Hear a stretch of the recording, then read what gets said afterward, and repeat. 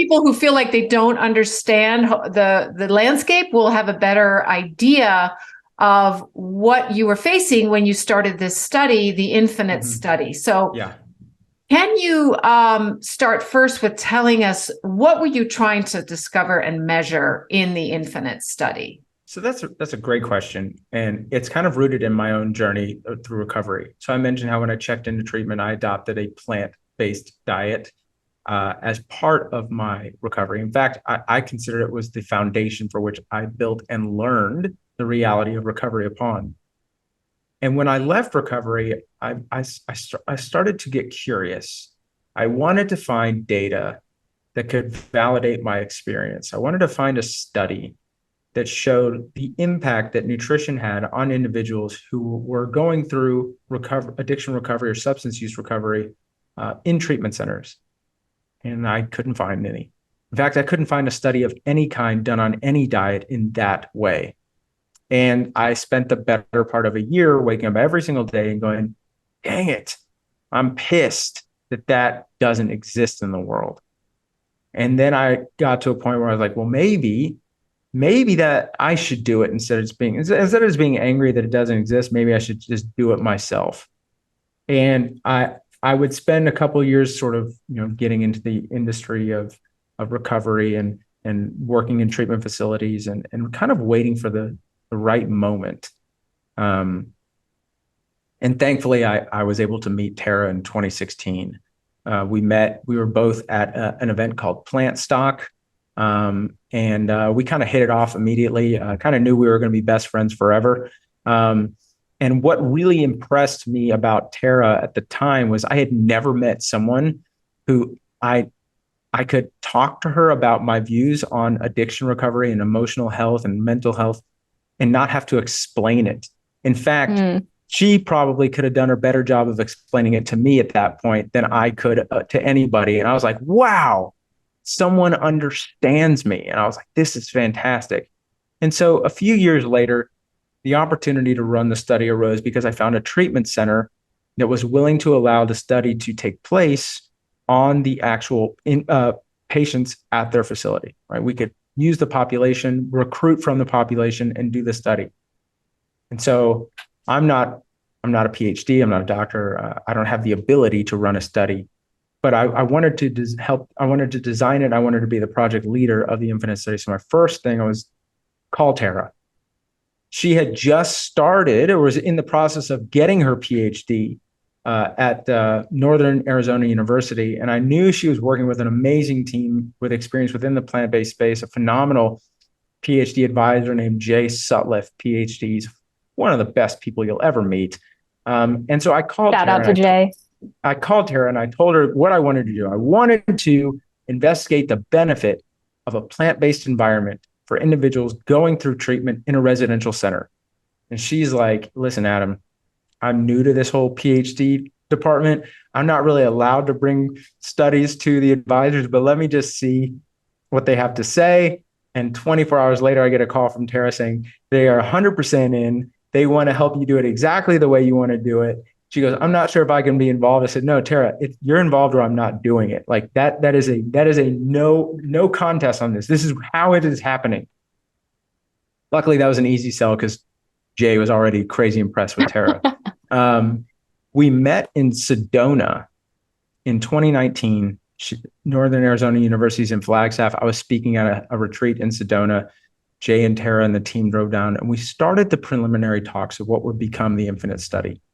What we wanted to do was we wanted to investigate certain outcomes, very specific outcomes. We first had to figure out how do you even define recovery? What do we actually measure here to define recovery? Because recovery couldn't be defined. Right. There's no definition when you look at the research and the clinical literature. There's no definition that is mutually agreed upon. So that was crazy. We chose the Connor-Davidson resilience scale and to use resilience as a primary outcome because, the measure of resilience is how, resilient someone is in the face of adversity. And to us, that is what recovery is that when life hits you, are you able to be resilient and stay the course, or do you fall back into the addiction? Mm-hmm. And so that was, what we used. But it was wild to go down that road and be like, wait, there's no definition. There's no tool that is, just like the standard of use. It was wild. And we also came up with some really wonderful secondary outcomes that we want to look at. Mm-hmm. We figured if we could define 3 primary outcomes, 3 aspects of recovery that are probably the biggest determining factors for long-term success, they would likely be resilience, self-esteem, self-compassion, and spiritual health. That if we could optimize those outcomes in any kind of way, that individual, if I was to say, take a person in recovery and run them through those scales, someone who would score high in those scales, I would predict is going to do very well over the course of the next year in recovery. Those are pretty big factors that you could use to predict, long-term recovery. So fantastic. Let's do that. We also needed to nail down some MDs to help us with the study. And that year I was at Plant Stock again, and 2 very established, very famous, very beautiful humans gave a talk on cognitive longevity, and that's Doctors Dean and Aisha Sherzai. And I walked up to them and I said, hey, Doctors Dean and Aisha, I'd like to ask you a question. Are you aware of any data that shows the benefit of nutrition on addiction recovery? And they said, Adam, unfortunately, there is no evidence to suggest that nutrition plays a role in addiction recovery. And the only reason there's no evidence to suggest it is because no study has ever been done. And I said, well, I want to do that study. I'm doing that study right now. I'm organizing it with some great people. And I wanted to ask if you would help consult with us to just help us figure out what we need to do. And then they said, no, we don't want to help consult. We want to be the MDs on the study, and we want to charge you nothing to do it. They literally volunteered their time and their energy. And we had some amazing people help us really get it into action. And so we put a lot of work in, and then we launched the study January of 2020, which ran right into COVID, which was a unique experience trying to figure out, number 1, how do you run a population study on plant-based nutrition? But number 2, how do you run a population study in COVID? So it kind of slowed things down. The study took about a year to capture the data. We got just enough participants that we needed in order to complete the data set. Tell us how many people were in your study, and what was the control group versus the great question. Food. Yeah. So the plant-based. My experience in recovery was that the food was terrible. I mean, absolutely terrible. Yeah. And so, we organized a diet essentially as a low-fat, plant-based whole food diet, fiber-rich, nutrient-dense. With, in fact, we used a culinary chef by the name of Brenda Reed, and Brenda Reed actually designs the menus for Rip Esselstyn's Plant Strong disease reversal retreats. Mm-hmm. So we knew that the dietary protocol that we were putting together had been tested for 10 years, was very effective at optimizing outcomes. So we were really confident about that. Infinite recovery, which is why the study is called the Infinite Study. Tara came down in July of 2019, and we kind of did a deal out at the treatment ranch and met the staff and trained them up. And we looked at their diet and we noticed, dang, this is actually not a bad diet. It was actually a pretty elevated dietary pattern. It certainly wasn't plant exclusive, but it had removed the presence of a lot of processed foods. A lot of junk foods were removed. There was a lot of fruits and vegetables in the dietary pattern. Yes, there was meat, eggs, and or dairy every single day, but it wasn't your traditional Western diet. And so great for them. Also steep competition for us. But I actually saw this as a benefit, because if we saw a benefit against that pattern, that's fantastic. Right. If it was, whole food plant-based against pizza and fries. Yeah, everyone would say, well, no wonder your study showed benefit. Yeah, they would literally say, well, of course it showed benefit. Your comparison was garbage. No, our comparison was very good. Yeah. And we recruited about 33 people over the course of a year. Half were in the treatment diet, half were in the control group. And then paired with the nutrition was nutrition education that matched the specific dietary group that they were in. So we organized a nutrition education curriculum for the plant-based group, the treatment group, And we put together a curriculum with some nutritionists who teach the traditional ADA model for the control group, so that people could also gain a self-efficacy of how the diet that they were eating was aiding in their recovery, which I think is really important. And we ran that. Each individual was in the study for 10 weeks. It's a 10-week intervention. 21 to 28 days of it were in the rehab hospital setting, and the following 7 weeks existed within the sober living setting, which is more of a self-controlled, less controlled environment, but still a controlled trial environment. And we captured data, everything from the measurements that we mentioned before to full lipid panels, vitamin levels, omega-3 levels, microbiome samples. I mean, it was the full thing. We analyzed everything, and it was really remarkable. I'm going to let Tara talk about what we discovered. Well, yeah. And I was also going to say, exit interviews, to understand their experience. And I want to make one point, just because when Adam was describing our objectives and our outcomes that we were looking at, I think that it can be easy for someone to scoff at the idea of like self-esteem or spirituality as being like a primary determinant for recovery. But when we very much involved the treatment center and the recovery team in those early discussions. We wanted to really get to know their treatment center and really respect, the experience that they had with people. And we asked them, if you had to name the primary factor that determines like when someone leaves your facility, what is the primary factor that is associated with whether or not they have long-term recovery and sobriety or not? And they said spirituality. They said that was the number one piece. And anyone who knows, about like the 12-step program and things like that, that will make sense. But for a lot of people, just having talked about this, I just wanted to make that, that statement of clarity, just because for a lot of people, they might hear that and be like, ugh, spirituality, like that's not going to help someone's addiction. This is a chemical dependency. But it really, in the world of recovery and treatment, those who are actually like actively, recovery counselors and substance use counselors, that is pretty well known that that's a huge, very important foundational piece of long-term recovery and sobriety. Yeah.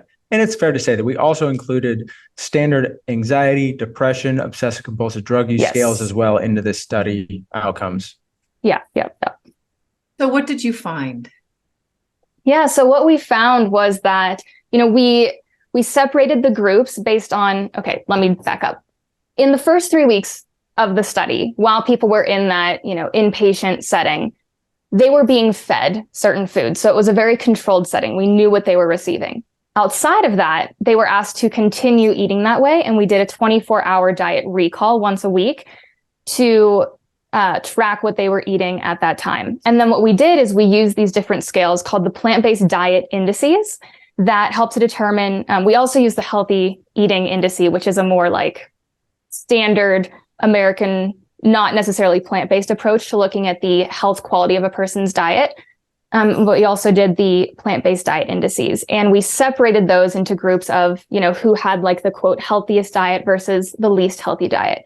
And what we found was that the participants who had the healthiest diet, who maintained the healthiest diet over time, actually had higher resilience, which was really exciting to see. And that really,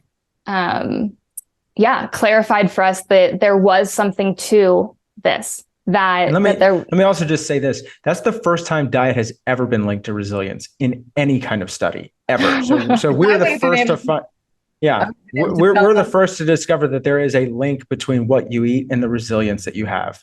Yeah. And the three of us know that it makes a huge difference. Yes. What you eat and how you feel and how you're able to cope. I heard you say that the participants were self-selected into what group they would be in, whether a diet with meat and dairy, or the diet that was plant exclusive, and that you had a hard time, that it was much easier to get people to go plant exclusive because they were excited about it. We have Dotsy to partly blame for that, because Game Changers had recently come out. And so people were really excited because of that film. So I'm proud to tell her that she caused a serious issue for us in the beginning of getting people into the other diet. there's such low self-esteem at that time. There's such low self-efficacy. There's such, it's such a period of feeling a lack of worth and a lack of esteem. And so a lot of people mentioned that, starting to eat this plant-based diet brought them such a sense of esteem because they were doing something that, number one, in their mind, they had kind of thought was going to be difficult. And then here they are continuing to do it. They're proving to themselves every day that they can stick to this thing, that they can do this thing. It's like, oh, okay. But yes. let me just suggest, as devil's advocate, wouldn't the people who have innately more resilience be able to keep on a diet that was different from the one that they started with, that it might be healthier and just harder to stick to? That is an aspect that self-selecting doesn't rule out. But here's a really interesting thing. Life is a self-selection process, right? So what we're doing is we're finding the people that if they were in recovery and had the option to do this, they would have done it anyways. Right. In recovery, we know that people are statistically great, have a higher statistical likelihood of being successful when given the power of choice. And so I wanted to offer this in a way that wouldn't hinder recovery for an individual. If an individual felt like they opted into the study because there was a financial compensation for being in the study in the form of gift cards to pay for their meals throughout the next, they essentially walked away with $500 worth of Whole Foods Market gift cards to continue to support their food and recovery. I didn't want them to feel that in order to get that, they had to do something that felt like it wasn't something they wanted to do. And academia can scrutinize that all they want. I literally could not care because what I wanted to do was help people, period. I wanted to help someone. And if that meant it's slightly lower on the evidence hierarchy, I'm 100% okay with that. But what's important, and what I think what we're seeing here, is that when a person enters substance use disorder treatment, their life is typically completely displaced by their use. How they organize their day, how they organize their priorities, how they organize their values is completely dictated by what, how, when, and if they're going to use. What are they using? How are they using it? How much are they using? When are they going to use it? Do they get to use? This is the priority and value system that dictates how they organize their life. When you organize recovery around nutrition, you replace that priority with a healthy priority, which is, what do I eat? How do I eat? How much do I eat? When do I eat? You're now deciding that you're going to build a foundation for how you organize your day, and you're replacing from what used to be use with healthy self-care acts that over the course of time begin to demonstrate to you that you have the ability to fundamentally change the way that your body feels in terms of both a physical way and an emotional way. You get to wake up to that. Oh, go ahead. You get to wake up and feel over the course of time that not only does my body feel like a safer, more hopeful, more exciting place to be, but it seems like I may have figured this thing out for the long term. Seems like I may have figured something out that most people in my life have struggled to figure out on their own. And I did it while in recovery. I have attained a system of value that could be valuable to other people in my community of shared respect if ever they needed it. I now have a sense of value that I could share with other people. I love the quote that Johann Hari has about loneliness. He says, loneliness is not the physical absence of people. It's the sense that you have nothing of value to share with anyone. Having a sense that you have something of value that you can share with people within a community of shared respect is one of the most profound ways to raise your sense of self-esteem. Your sense of self-esteem is literally determined by the sense of value that other people around you in your world have for you, the value that you can share with them. It is essentially the world responding to you as if it were watching you do what you do. If the world were to watch you just stop using, to you, when you look outside, the world doesn't seem like they're dealing with substance use, not your world. The people in your family, the friends of yours who you know, they're not struggling with substance use the way that you are. So to stop using, to them, is not doing anything worthy of applause. But to replace that use with something that to the world, they might see as a sacrifice, which is eating healthy, learning about nutrition, and practicing self-care. If you replace use with that, now your behavior is worthy of applause. And doing it while in recovery, now recovery is worthy of applause. This is an amazing way to raise self-esteem and resilience. So, Dr. Kemp, I heard you talk about 2 studies done by Cowan and Levine about how a lot of time people in recovery, actually their food will go backwards, it will get more chaotic because, well, their substance was taken away and now they're going to use another one to replace it. Can you tell us a little bit about those 2 studies? Yes, that's what I was going to bring up. Sorry to interrupt. No, please. I'm so glad you're talking about this. Yeah. So, Cowan and Devine, their first study was done in 2008, and they looked at men in recovery from substance use disorder and their relationship with food. And I was so excited when I found this research because it essentially showed so much of it just related so much to what we were looking at, which is essentially that during those initial stages of treatment and recovery, it is very common for people to use food. As Adam was saying, like their day revolved around the use of the substance. And then if you don't replace that, as we were saying before, if you don't have that, replacement of the coping mechanism and the tool and the foundations of what makes life meaningful and what you orient your day around, where your mental and emotional energy goes, it's going to just hop onto something else if the substance has been taken away. And so a very easy place for that to be diverted is food, because we do have a natural dopamine response to it. It's something that we interact with every day. That's one of the things that you'll often hear about eating disorders is like, oh, it's not like substance addiction because you can take away the substance, but like you have to eat food every day. But the point being that it's this thing that, you're already interacting with every day. And so it's very easy for someone to fall into that place. It's the same reason that, someone who is in treatment for recovery, it's very common for you to see tons of super sugary foods, for you to see tons of energy drinks, for them to be drinking, 10 cups of coffee a day. It's a natural flow of like, okay, they've taken away this substance. I'm going to use this other substance tool. And so overeating, binge eating, these are very common behaviors for someone who is in treatment and recovery.